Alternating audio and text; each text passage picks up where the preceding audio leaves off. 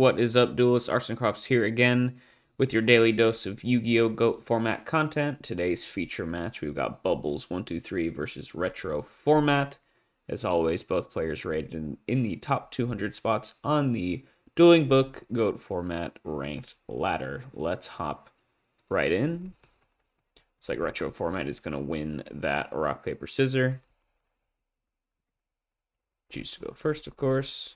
Gonna lead out with Thunder Dragon, so playing some sort of chaos strategy, most likely. Gonna go T-set pass, holding on to those Thunder Drags. Bubble's gonna respond with a Nobleman of Crossout on the set monster. Not too bad. Gonna hit a Dekoichi the Battle Chanted Locomotive. So good chance Retro Format is rocking some Chaos Turbo here.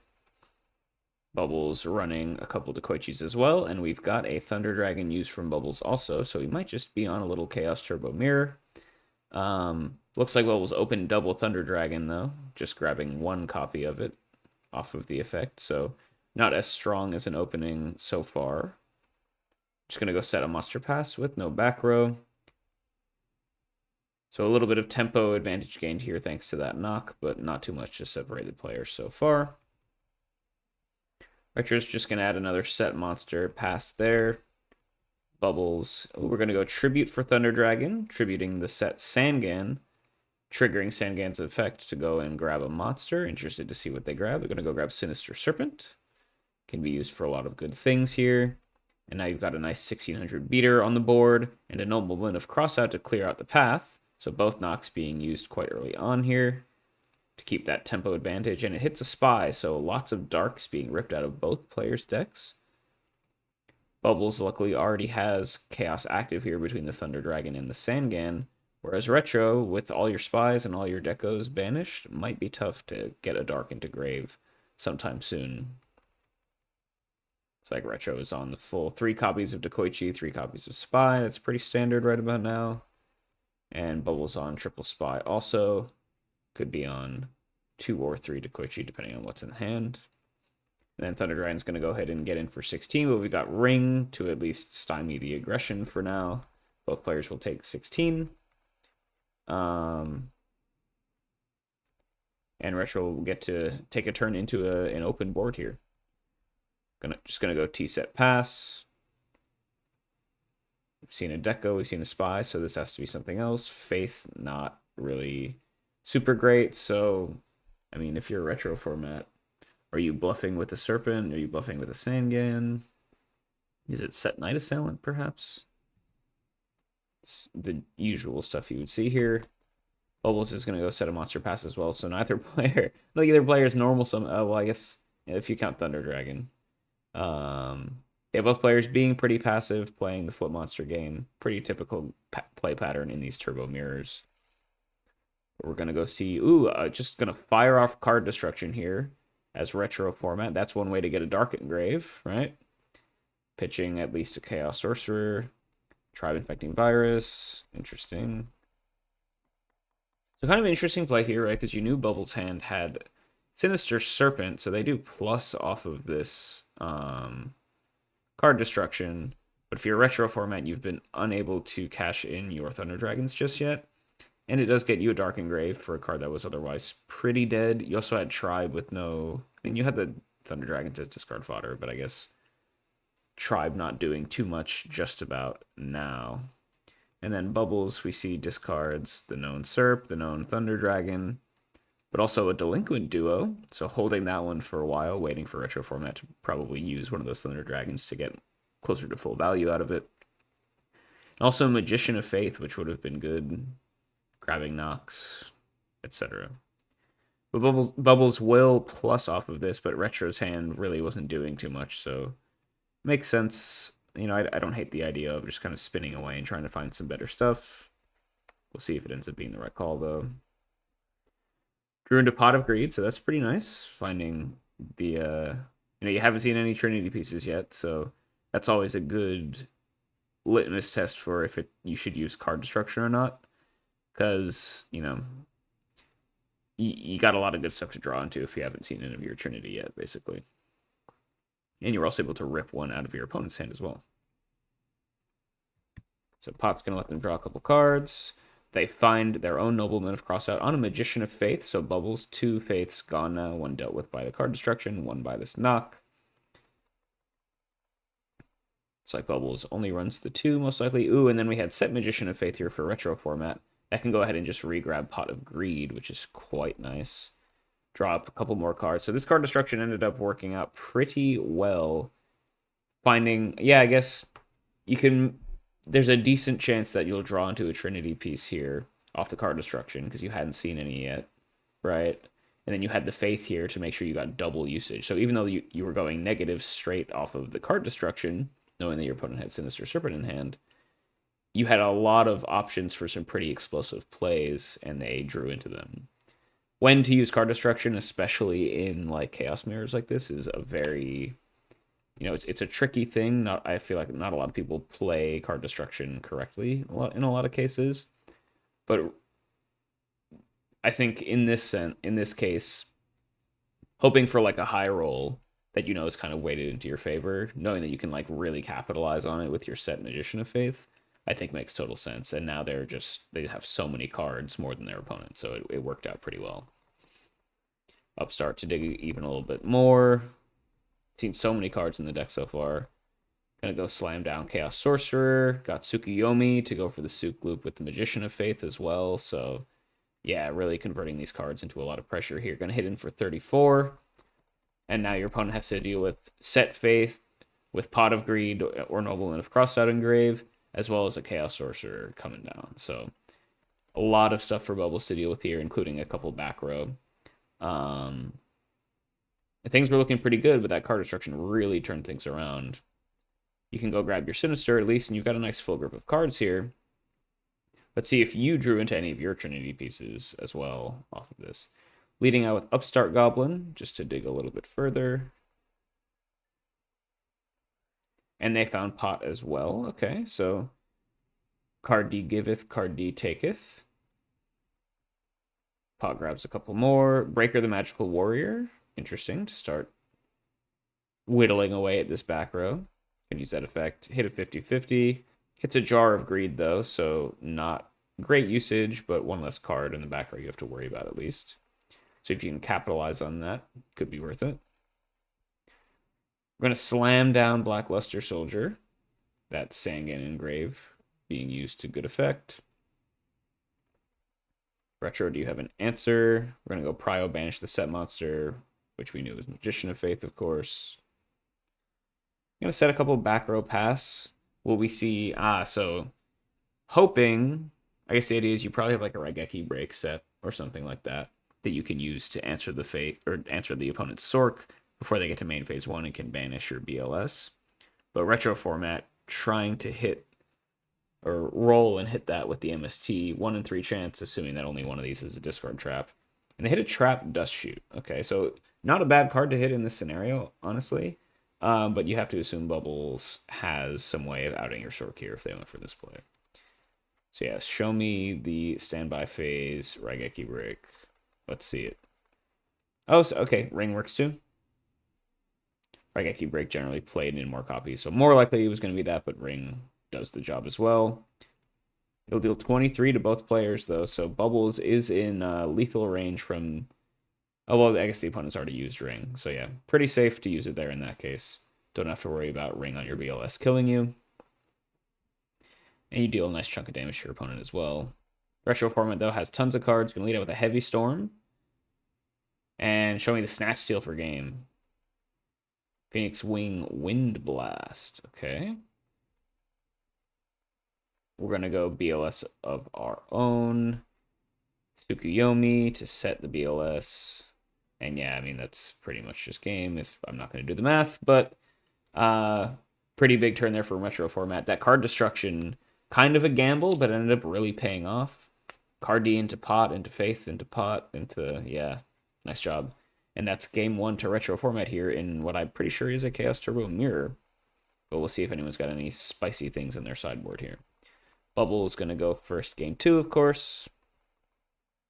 It's going to lead out with Set Monster, set a couple back row pass. We'll see if they've got any Trap Dust Shoot action here. Looks like they do. Reveal both players' hands. Retro format. Not a bad hand here. couple limited spells, a Dust Shoot of their own, as well as Kaiku, good sideboard card, Spy and Tsukuyomi, so some good stuff here. Bubbles, we see their hand is, they've got Snatch of their own, they're on Wind Blast, they've got a Sork that's not super close to being live. So what are you worried about here, I guess? You don't have a permanent out to a set monster. Kaiku is annoying and Wind Blast doesn't really deal with it, but you do have Snatch on the Kaiku, which is kind of fine, especially if you can bait out the Heavy Storm and or have an answer to the other Snatch. So maybe you're fine with Kaiku. It really depends on what your set monster is. But I would not be surprised to see them just spin back the Spy. It's dependent on what other stuff they have going on, but Spy seems good. Yeah. So Spy will be sent back. Bubble's playing with full info now. Heavy's gonna go, retro. You could hold that to try and get more value later on, but no guarantee. It's one of those cards where if your opponent knows about it and can play around it, you're never gonna get full value. So it makes sense to just get whatever you can out of it now. But it was just Jar of Greed, so that's just gonna be a straight +1 for Bubbles here. Off to this really good start with the duo, with the Jar plussing, or not the duo, the Dust Shoot and the Jar plussing. Kaiku's gonna come down, attack into the set monster. It is a Sangan, so you can go and grab some good stuff here. Bubbles, I guess. Knowing the hand, you could grab like Tsukuyomi, right? You could go. Well, your opponent has their own Tsukuyomi and they have their own Snatch Shield, so dealing with the Kaiku is kind of easy. But you could just grab Suk to kill the Kaiku. That's honestly not terrible. And that's what we're going to see come through. Dust Shoot is, ooh, yeah. Retro format does have the Dust Shoot to set though. So Suk might not be long for this world. Yeah, we're going to see the Dust Shoot come through. Let's see what Bubbles drew for turn and off the Jar. Oh, interesting. So they drew into Dekoichi and a Thunder Dragon. Okay. So some good stuff. Haiku, ooh. Oh, wow, that's actually... Thunder Dragon is huge here for Bubbles because that's the light they need to turn on Chaos. And they can immediately answer your Kaiku with the Snatch Steal and then go into Sork of their own. So the Kaiku Floodgate isn't really an issue. So I could see sending back the Thunder Dragon here to prevent the Sork from coming through. And then unfortunately you just have to let them Suk kill your Kaiku. Yeah, it's kind of unfortunate, but pretty good start here for Bubbles. Retro format kind of caught in a catch-22 here. Do you just send back the Sork, maybe? I'm going to send back the Tsukuyomi saying, okay, I'll let you get the opportunity to resolve a sorcerer. I guess we know retro format has Snatch Shield of their own, so if they go into Sork, they have the threat of just being able to Snatch Steal it. Wind Blast will deal with that for a turn. But if you have no way of making your opponent shuffle their deck, the Snatch will come in soon again, right? So Bubbles has some interesting choices to make here. But you can start getting aggressive. Thunder Dragon, of course, going to get used. Get that Light Engrave. And then we're going to go Snatch on the Kaiku. Get in for 18. And then probably set that Wind Blast to try and answer the opponent's Snatch Steal. Seems like the play. And luckily they were able to bait out the Heavy Storm so that they only, their opponent only has one out to the Snatch Stealed Kaiku, at least at the moment. Or actually just going to go Tribute Set for Thunder Dragon. That's pretty smart. Now you don't have to worry. You've removed the Kaiku permanently, so your Chaos is live. Your opponent knows about the Sork, but good to get that set up. And now you don't have to worry about the Snatch Steal coming in and stealing back the Kaiku as well, so you can save your Wind Blast for something better. So pretty nice play here from Bubbles. Perfect info, of course, so being able to play around what they know their opponent has pretty well. Retro format needs something good from this top deck. It's going to be a set back row pass. Bubbles here.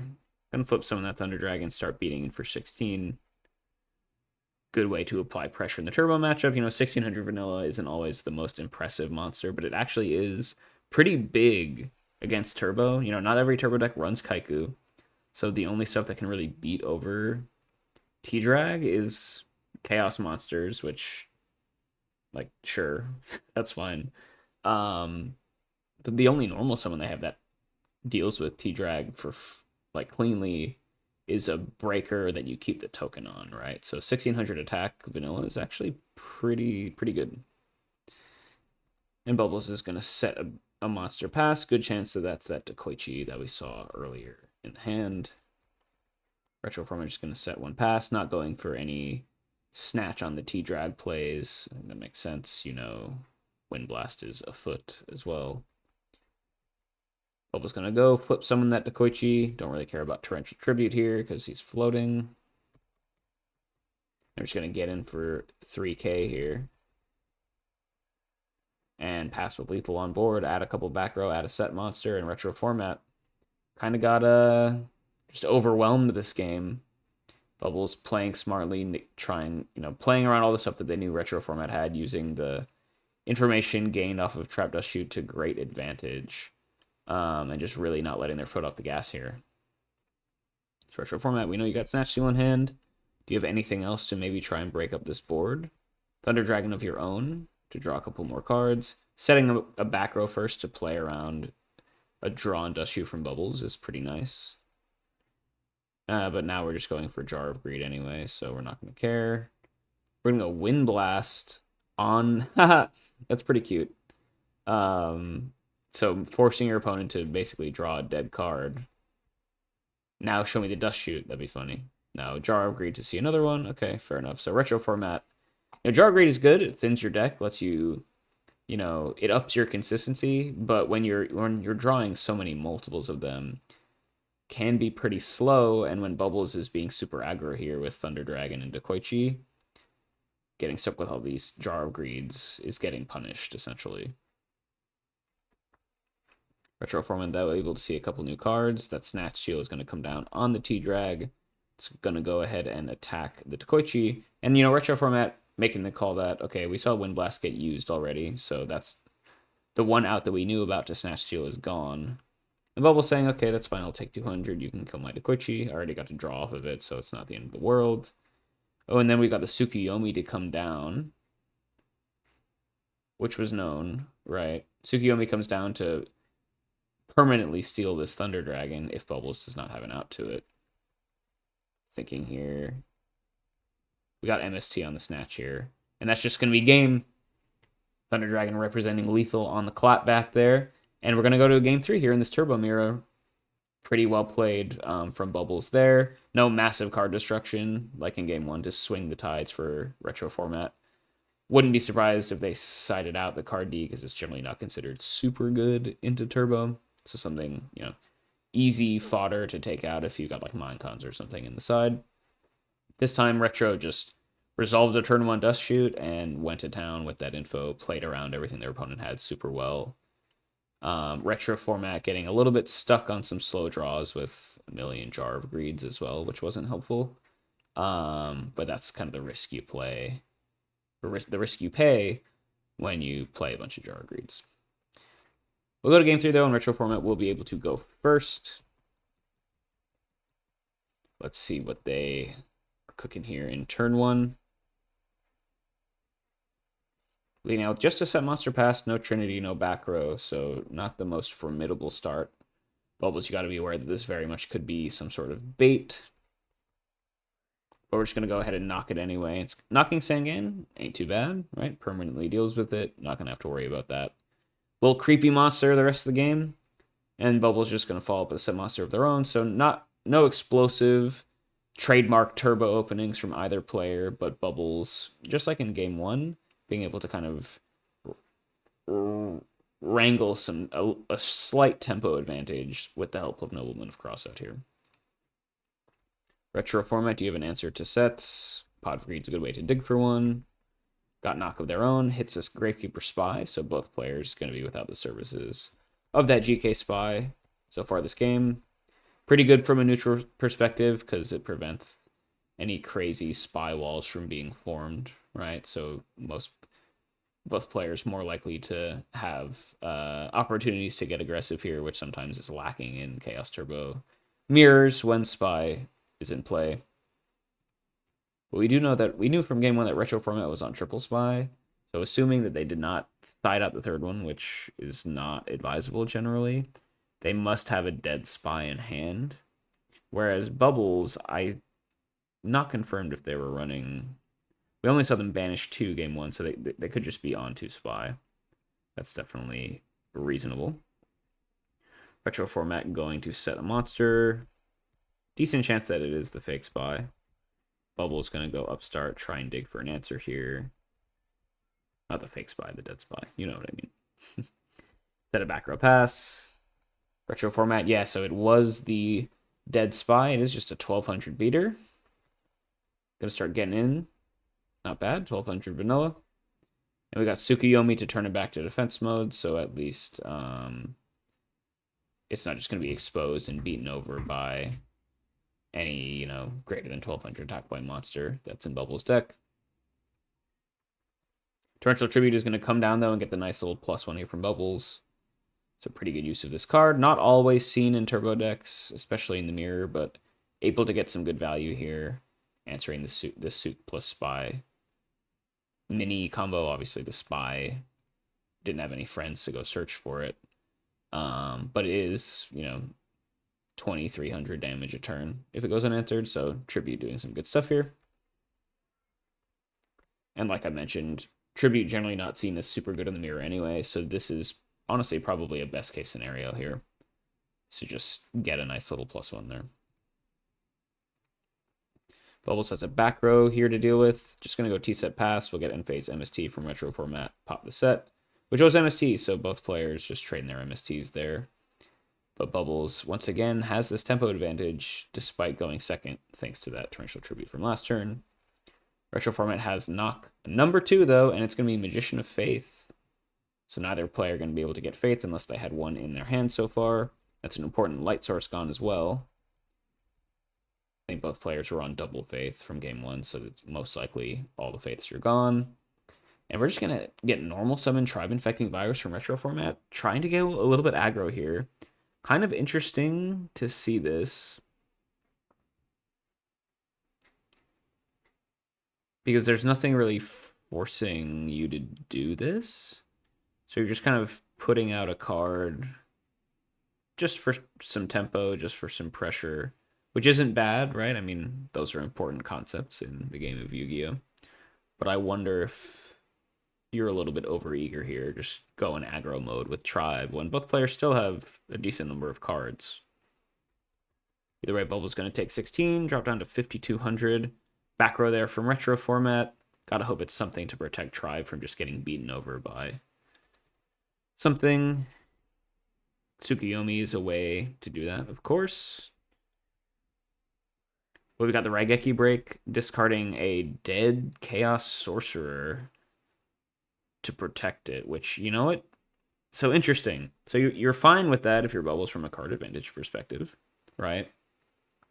But now Retro is basically all in on this Tribe beatdown plan. It's a 4-turn clock, which isn't super fast when you're starting to be down some cards, but it's also not super duper slow either. So if you got some more stuff to back up your Tribe here, I can see this play being good, and maybe you just got a little bit desperate with a hand of Tribe into an empty board, a dead Sork. Yeah. Sometimes you just got to make the call like, okay, maybe my best play is just normal summon Tribe attack because I don't really have too much else going for me right now.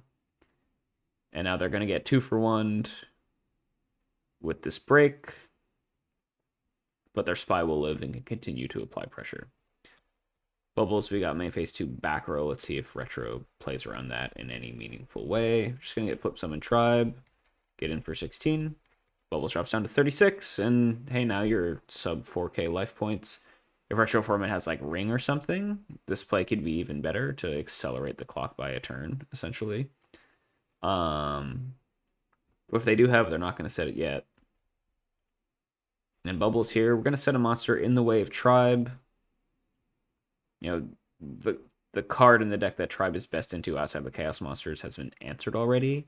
So I can understand why Retro format maybe is going for this play as well, because oftentimes you're holding Tribe to try and break the spy wall. but you don't really have to worry about this game at this game. But we'll see what Bubbles is setting in the way there. Could be Dekoichi, probably most likely, or Sangan, or even like a Serpent just to wall out. Just gonna go straight to battle phase here for Retro, attack that set monster. It was a Dekoichi, so that'll cycle for a card. Not too unhappy with that if you're Bubbles. Back row there for Retro, pass turn. When it's a trap, does shoot right in time for Bubbles to go up to 4 cards, so Dekoichi being actually a little bit of a liability there here. And we'll see what we're rocking with here if we're Bubbles. So must have just drawn Thunder Dragon for turn, most likely. We see a Heavy Storm in hand, plus a Night Assailant, and your own Tribe Infecting Virus. Very interesting.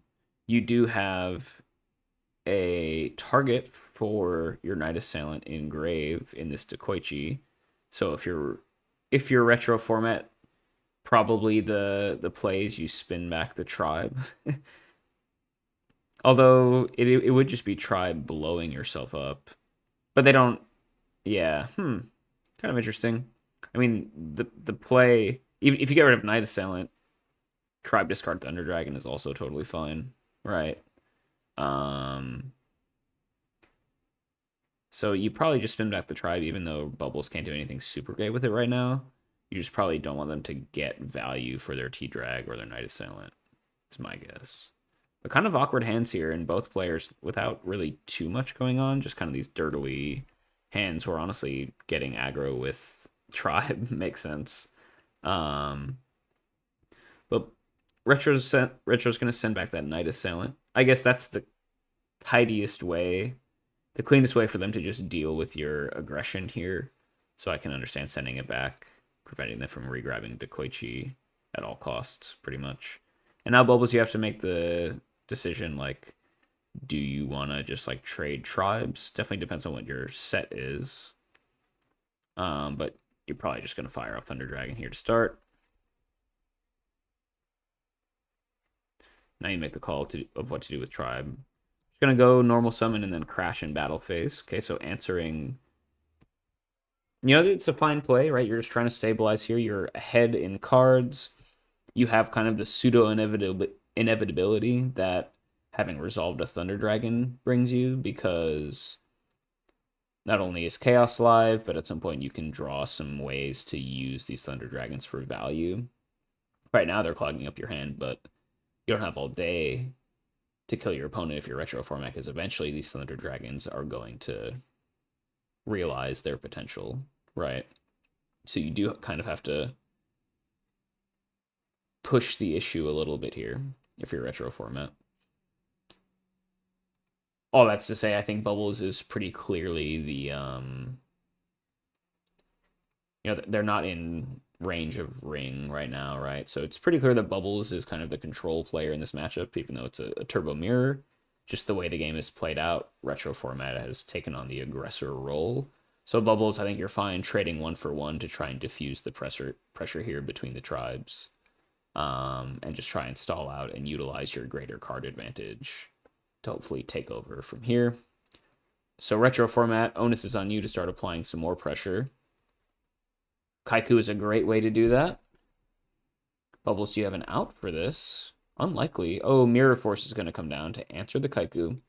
Mirror Force, another one of those cards that's not always used in Turbo Mirrors, often sided out, but they knew from game 2 their retro format was rocking a Kaiku, at least one.